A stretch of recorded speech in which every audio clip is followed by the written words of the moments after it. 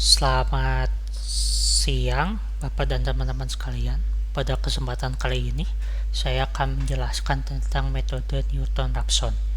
Sebelumnya, perkenalkan, saya Nathanael Novanto, NPM 616190178, grup 6, metode numerik kelas B.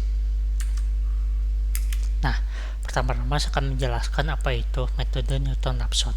Metode Newton-Raphson diperkenalkan oleh Sir Isaac Newton dan Joseph Raphson yang digunakan untuk mencari akar real dari persamaan tak linear. Nah, metode ini merupakan salah satu contoh pendekatan numerik dengan metode terbuka karena akar-akarnya tidak dibatasi oleh batas bawah maupun batas atas seperti pada metode biseksi. Nah, metode ini juga merupakan salah satu metode yang paling banyak dipakai untuk menyelesaikan persamaan tak linear secara numerik. Nah, berikut adalah rumus dari metode Newton-Raphson. Xi plus 1 sama dengan Xi min Fxi per F aksen Xi. Nah, berikut adalah contoh grafik dari metode Newton-Raphson.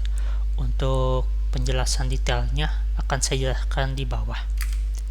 Nah, saya akan menjelaskan kelebihan-kelebihan dari metode ini. Yang pertama, hanya membutuhkan satu nilai aproksimasi dan jumlah iterasi atau konvergensi yang lebih sedikit, terutama jika nilai aproksimasi awal yang dipilih berada dekat dengan akar yang akan dicari dibandingkan metode yang lain seperti bisection ataupun secant.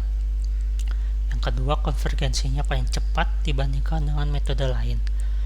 Nah, yang terakhir, lebih efektif dan efisien jika digunakan untuk menyelesaikan persamaan polinomial berderajat tinggi. Nah, untuk kekurangannya itu, yang pertama, hanya bisa digunakan jika fungsinya memiliki turunan. Yang kedua, sangat bergantung dengan tebakan awal atau si x0-nya. Jika tebakan awalnya berbeda jauh dengan nilai akar sebenarnya, maka perhitungan iterasi akan menjadi panjang dan mungkin saja menjadi divergen. Nah, ada 4 kasus di mana metode Newton-Raphson ini tidak bisa digunakan atau berdivergen. Yang pertama, seperti ini grafiknya. Dimisalin x0-nya di titik sini, terus kita cari x1-nya berada di sini, x2-nya di sini, terus jadi berulang-ulang nilai x-nya atau looping. Nah, untuk grafik yang kedua ini, misalnya x0-nya di sini, terus kita cari x1-nya sini, x2-nya jadi ke sini, x3-nya sini, dan seterusnya kiri kanan gitu. Padahal kita ingin semakin banyak iterasinya itu kan semakin mendekat ke titik akar yang sebenarnya. Nah, untuk grafik ketiga ini kita dimisalin x0-nya di sini, terus kita cari x1-nya di titik sini, terus x2-nya makin menjauh dari titik yang seharusnya. Nah, untuk grafik terakhir ini dapat kita lihat si kurvanya ini tidak bersinggungan dengan sumbu x, maka grafik ini tidak mempunyai akar. Nah, sekarang saya akan menjelaskan langkah-langkahnya. Yang pertama, untuk kita tentukan dulu nilai awal x0-nya. Kita tentukan nilai x0-nya.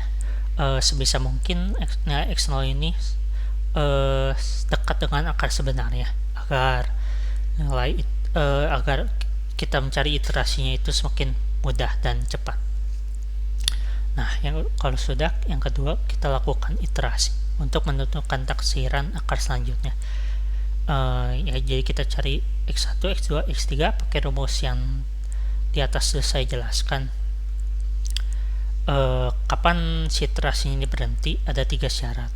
Yang pertama, jika diperoleh nilai fxi-nya 0. Nah, yang kedua, jika nilai akar taksiran antara xi plus 1 dan xi-nya itu sama. Atau yang terakhir itu, jika nilai galat relatifnya lebih kecil sama dengan toleransi galat x yang diminta. Nah, jika iterasinya berhenti, maka diperoleh nilai akar sebenarnya. Nah, ini ada contoh soalnya. Kita disuruh mencari akar dari fx sama dengan pangkat min setengah x kali 4 min x min 2. Nah, tapi di soalnya ini sudah ditentukan nilai x0-nya. Yang pertama 2, yang kedua 6, dan yang ketiga itu 8.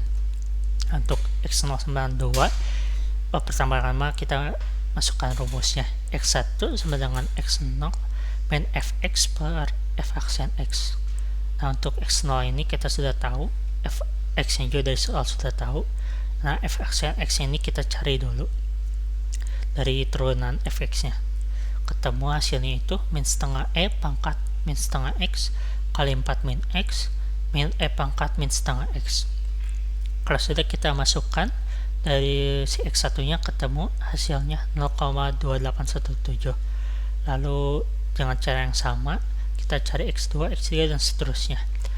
Nilai x2 nya itu 0,7769, x3 nya 0,8817, x4 nya 0,8857, dan x5 nya adalah 0,8857.